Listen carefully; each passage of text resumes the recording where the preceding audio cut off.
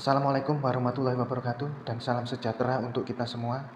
Kali ini kita akan membahas tentang menyusun perencanaan perusahaan.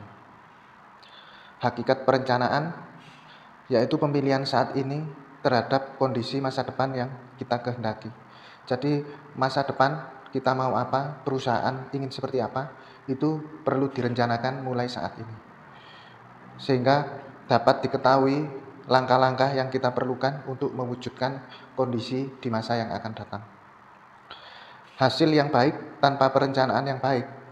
Jadi kalau ada orang bilang kita sudah baik tanpa perencanaan, berarti itu berasal dari keberuntungan, bukan dari perencanaan yang baik. Karena apa? Karena kita orang manajemen itu diperlukan kemampuan mengelola. Perencanaan itu salah satu bagian dari pengelolaan. Sehingga kalau keberuntungan itu di luar manajemen, di luar ilmu manajemen keberuntungan itu. Contoh misalnya, di waktu yang akan datang, perusahaan ingin menjadi perusahaan yang adaptable terhadap teknologi informasi. Perusahaan yang mampu melayani pelanggan dengan teknologi informasi. Apa langkah-langkahnya? Melihat kondisi dan situasi di perusahaan. Kalau di perusahaan ini mayoritas kalangan generasi baby boomer, yaitu generasi orang yang lama-lama, maka kita perlu mengadakan suatu pelatihan sehingga karyawan dari generasi baby boomer ini itu bisa mengoperasikan sarana prasarana berbasis teknologi informasi.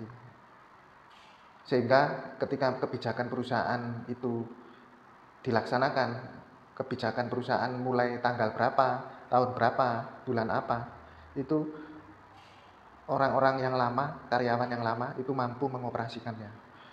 Jadi sudah direncanakan dari awal. Bahkan anggaran untuk pelatihan itu disiapkan dari awal.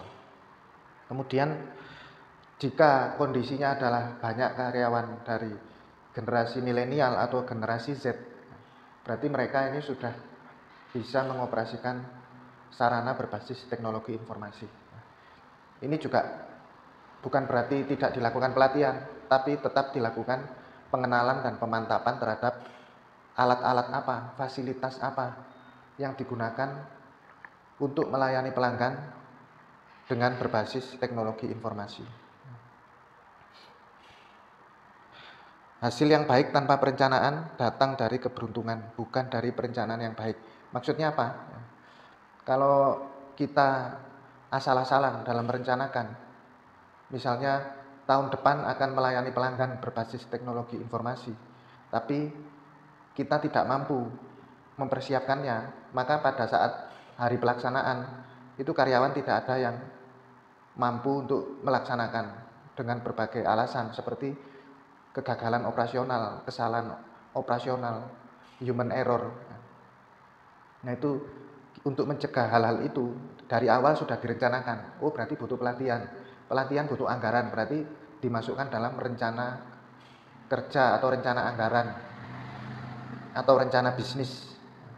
Itu ada anggarannya. Anda mau apa, berapa anggarannya. Kemudian hubungan perencanaan dengan fungsi-fungsi lainnya. Perencanaan itu sebaiknya memperhatikan perubahan selera konsumen. Kemudian bagaimana perubahan iklim, pendapatan masyarakat, naiknya harga barang, kemajuan teknologi, dan gejolak politik serta keamanan. Maksudnya apa, Pak? Perubahan selera konsumen ini menuju ke arah mana? Nah, itu perusahaan harus selaras dengan selera konsumen. Karena barang yang kita jual itu kalau tidak sesuai dengan selera konsumen, maka tidak akan digunakan oleh konsumen, tidak akan dipilih. Sehingga supaya konsumen memilih, maka produk atau jasa yang dihasilkan oleh perusahaan itu harus sesuai dengan selera konsumen. Kalau ada perubahan selera, maka perusahaan juga perlu menyesuaikan produk atau jasanya. Contohnya apa? Contoh pembelian konvensional dulu itu datang langsung ke toko. Sekarang sudah lewat WA bisa, lewat marketplace bisa ya. Banyak mereknya marketplace yang diinstal di HP saudara-saudari itu kan ada. Contohnya Shopee, Tokopedia, Blibli, ya, dan lain sebagainya. Ya. Kemudian perubahan iklim. Nah, contohnya apa? Contoh kita kalau mau menawarkan produk ke konsumen itu harus mempertimbangkan pula perubahan iklim. Kalau kita ke kafe, ya, biasanya itu kan ada dua pilihan minuman dingin dan minuman panas atau hangat. Ya. Itu termasuk mengakomodir perubahan iklim, sehingga kalau ada perubahan iklim dari iklim yang dingin ke iklim yang panas, maupun iklim yang panas maupun iklim yang dingin, itu tidak mempengaruhi penjualan. Maksudnya bagaimana, Pak? Contoh, kalau iklim sedang dingin, itu cocoknya minum es sama minum yang hangat-hangat. Ya, pastikan minum yang hangat-hangat, karena iklimnya dingin, sehingga supaya tidak kedinginan minum yang hangat. Kalau iklimnya panas, minuman yang sesuai yang apa, Pak? Berarti yang dingin. Situasinya panas, supaya tidak kepanasan, maka minum yang dingin. Nah, itu tidak membatasi penjualan. Karena apa? Misalkan kita hanya jual es. Es itu cocoknya di iklim apa? Iklim panas kan. Jadi ketika terjadi perubahan cuaca dari panas ke dingin, cuaca menjadi dingin, minuman es tadi kurang laku, penjualannya menurun. Nah, ini perlu disiasati oleh penyedia produk atau jasa.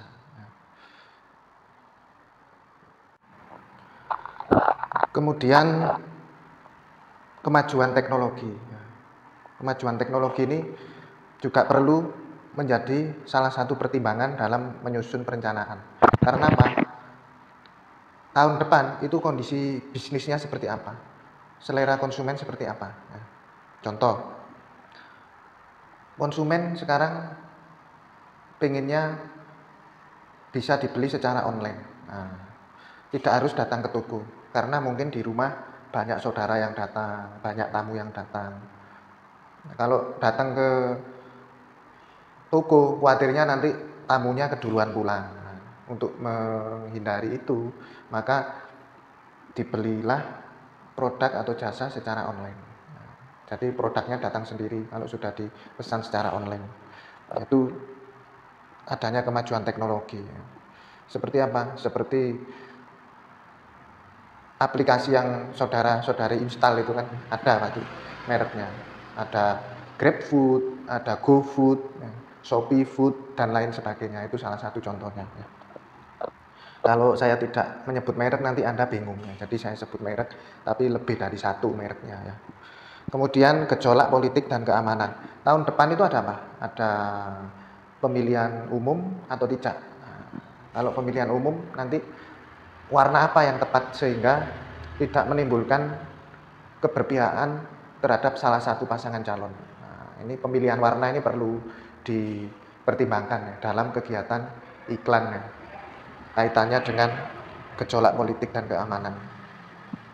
Politik dan keamanan ini juga terkait dengan contohnya perpajakan ya. Pemerintah kan punya kebijakan perpajakan. Contohnya kemarin itu PPN, pajak pertambahan nilai dari 10% ke 11%. Berarti kalau kita naikkan harga terlalu tinggi, nanti beban konsumen juga semakin tinggi karena pajak pertambahan nilai itu 11%, bukan 10% lagi. Nah, itu contoh.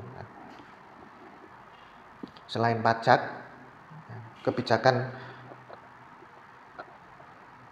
politik dan keamanan, itu bisa jadi pengadaan barang atau jasa yang terbuka untuk umum ya. Misalkan di pemerintahan itu kan ada dilelang, butuh penunjukan barang ke pelaku usaha tertentu. Jadi kalau pemerintah itu butuh penunjukan barang, itu ada rekanannya. Begitupun juga lelang, itu bisa diakses di web pengadaan yang ada di pemerintah. Itu kita bisa bikin akun untuk jadi penyedia barang atau penyedia jasa di situ. Jadi kalau ada penawaran kita bisa masuk di situ. Ada juga LPSE ya. pengadaan secara elektronik. Itu salah satu contohnya.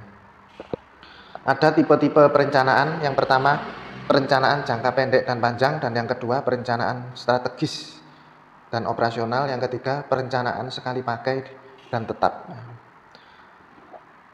Perencanaan jangka pendek dan jangka panjang itu ada yang namanya rencana bisnis tahunan. Jadi rencana bisnismu tahun depan itu apa? Itu sudah harus punya ya. Namanya rencana bisnis tahunan. Tahun depan mau apa? Itu harus bisa membuat ya. Saudara harus bisa membuat draftnya. Isinya rencana bisnis itu apa? Biasanya isinya tahun depan kita mau produksi berapa, itu butuh anggaran berapa, itu direncanakan mulai tahun ini. Itu biasanya diajukan ke pimpinan atau di pemegang saham. Kalau direksi yang bikin berarti yang menyetujui rencana bisnis tadi pemegang saham, biasanya gitu.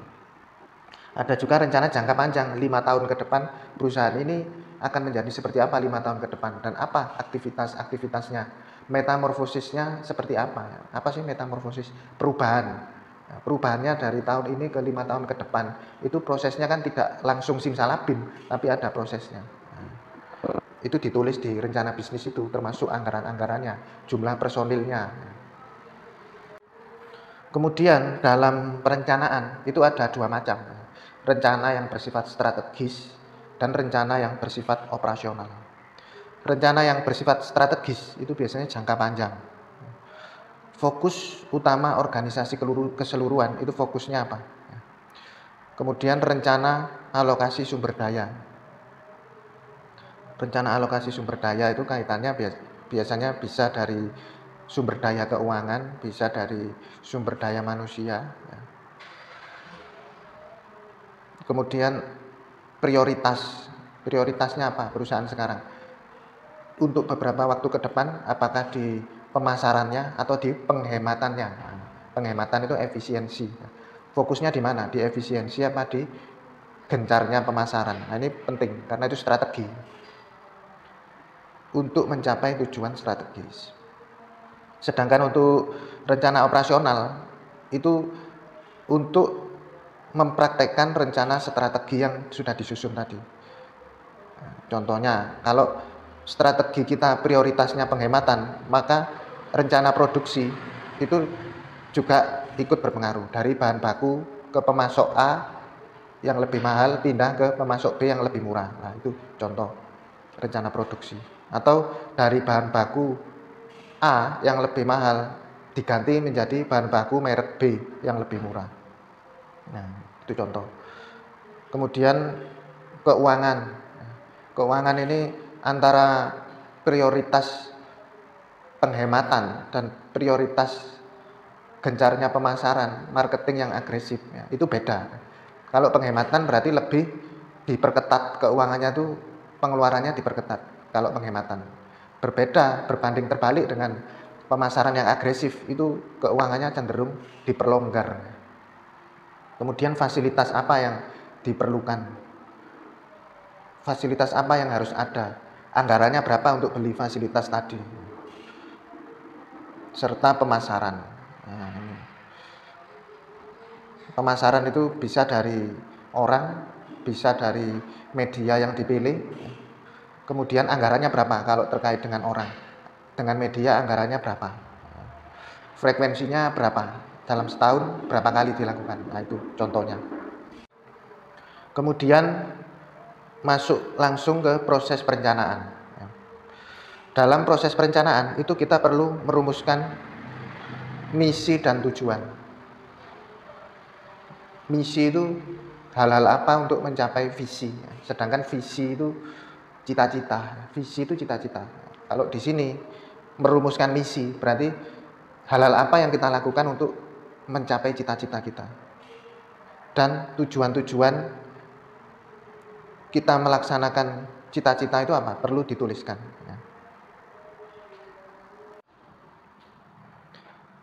Berarti kita mulai dari visi dulu ya. Sebelum misi itu ada visi. Visi itu pakai V. Visi itu artinya cita-cita. Misalnya visi perusahaan Anda yaitu menjadi perusahaan yang menciptakan produk berkualitas unggul dan berdaya saing, serta memiliki kesadaran merek atau brand awareness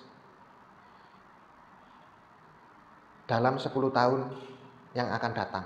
Jadi 10 tahun yang akan datang, cita-cita Anda itu produknya berkualitas, unggul, berdaya saing, serta memiliki brand awareness. Brand awareness itu kesadaran merek. Contoh kesadaran merek. Air putih sekarang di warung-warung itu, walaupun mereknya Kleb, Cleo, Anda pasti minum Aqua 1, nanti yang disebut Aqua ya. Karena kesadaran merek atau brand awareness Aqua itu sudah tinggi.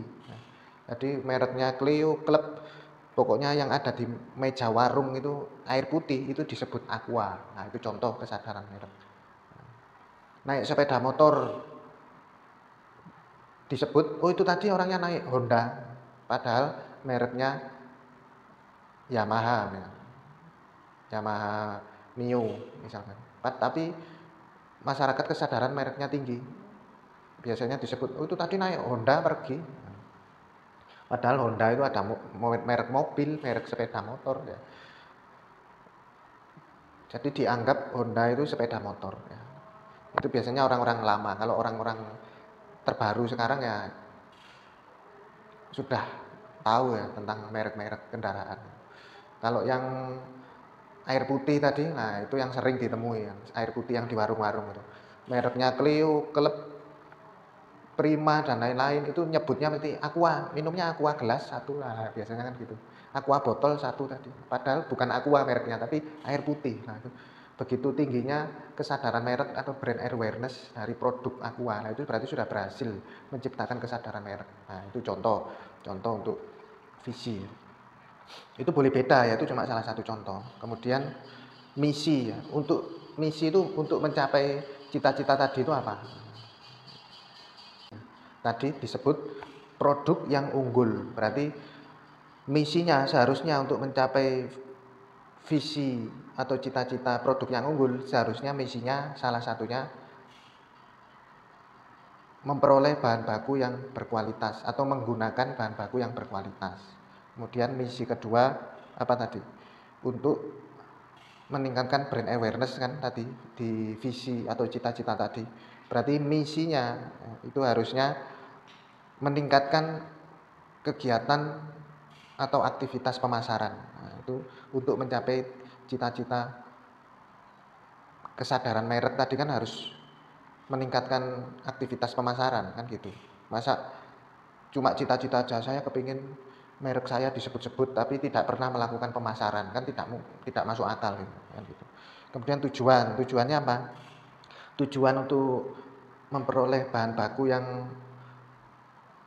berkualitas tadi apa? Agar produk yang dihasilkan menjadi produk yang berkualitas. Kemudian tujuan untuk meningkatkan aktivitas pemasaran tadi apa? Agar produk lebih dikenal oleh masyarakat. Nah itu contoh. Jadi visi, misi, dan tujuan itu saling terkait.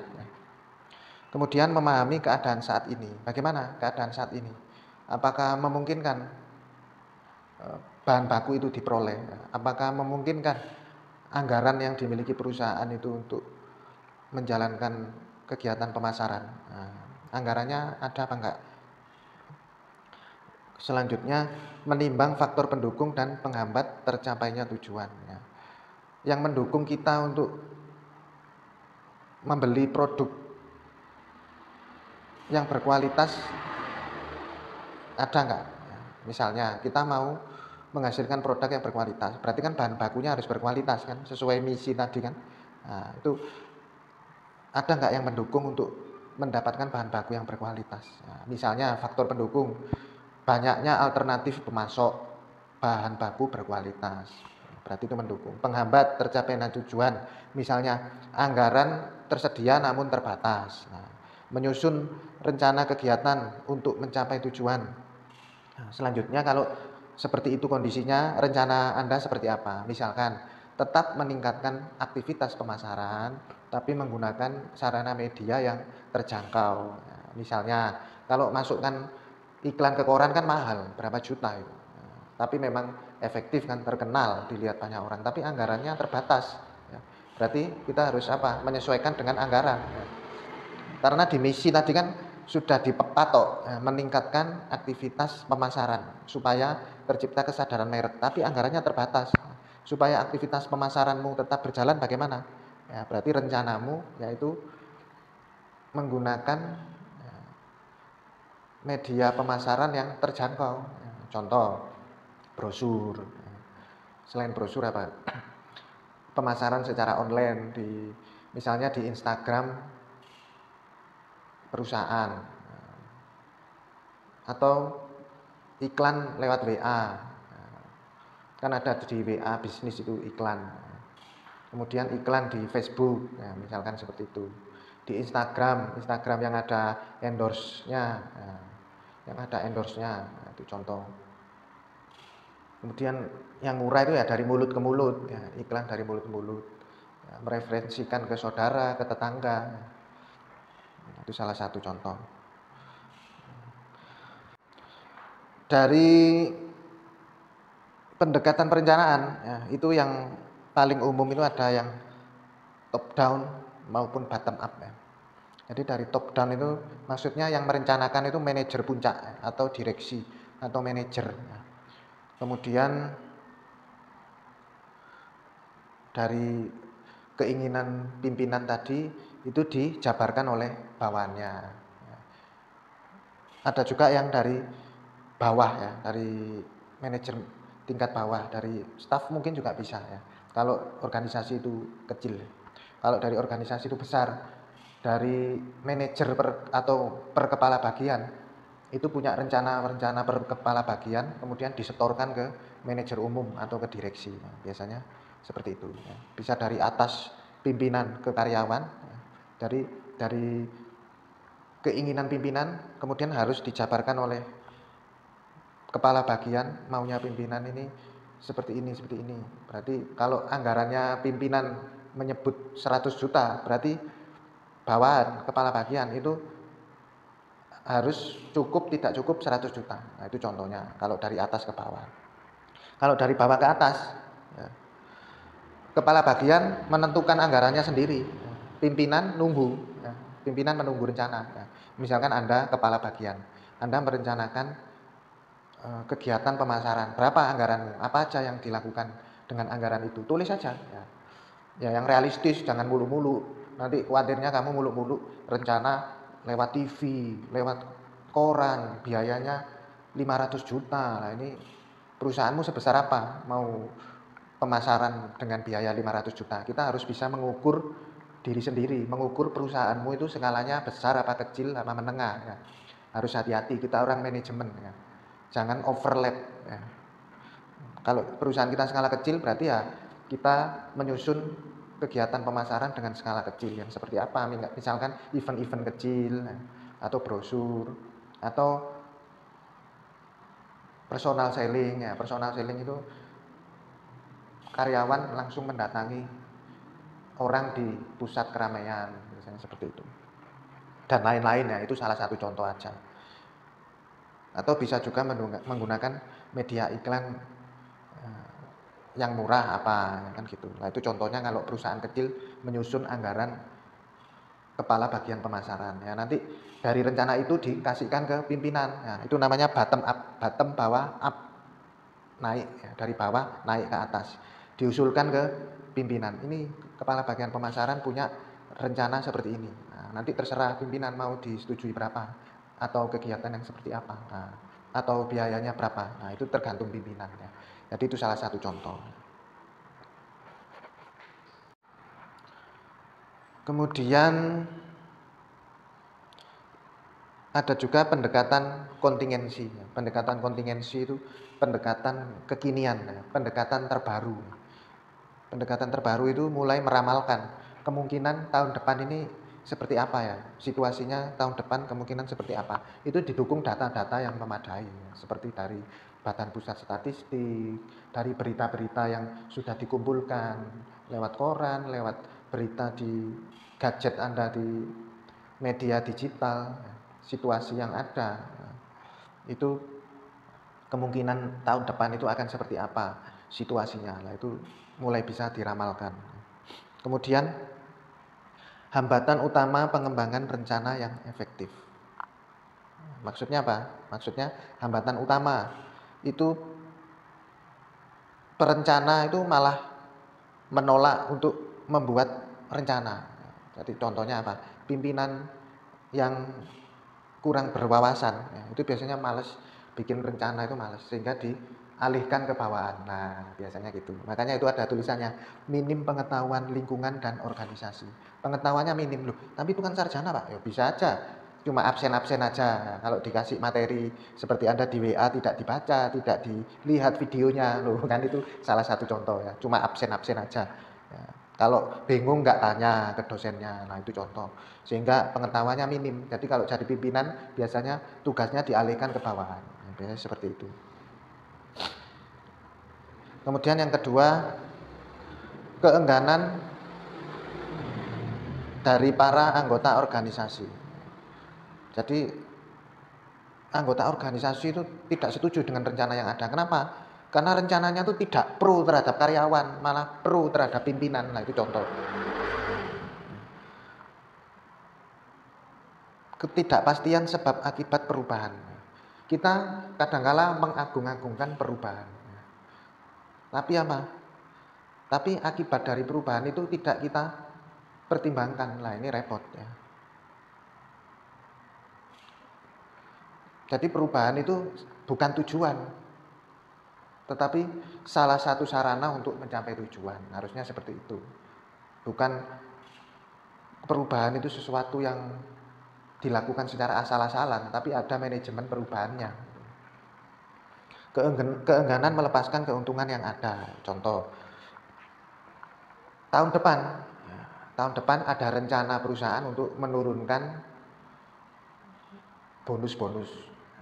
Itu kan anggota organisasi atau karyawan kan jadi enggan, jadi wah nggak setuju saya dengan perubahan itu, perubahan tahun depan itu saya nggak setuju. Kemudian ada juga kendala kelemahan dalam perubahan yang diusulkan. Ada kelemahan-kelemahan dalam perubahan. Misalnya kepinginnya yang canggih, saya ingin menggunakan alat yang canggih dalam perusahaan ini, tapi kalau biayanya nggak ada, nah itu salah satu contoh. Jadi yang benar bagaimana Pak? Ya yang benar dalam melakukan rencana itu perlu dipertimbangkan manajemen perubahannya. Ya. Sudah dapat materi kan tentang manajemen perubahan. Jadi kalau melakukan perubahan, lihat dulu lingkunganmu, kanan, kiri, ditengok. Ya. Pelangganmu gimana, pemerintah gimana, ekonomi gimana, ya. Karyawan gimana, internal, eksternal, dilihat. Jadi dalam melakukan rencana, tidak asal-asalan, tidak bikin malu. Ya. Harus melihat internal dan eksternal. Itu kan ada di manajemen perubahan kemarin. Ya. Kira-kira seperti itu materi pada kali ini. Terima kasih. Wassalamualaikum dan salam sejahtera untuk kita semua.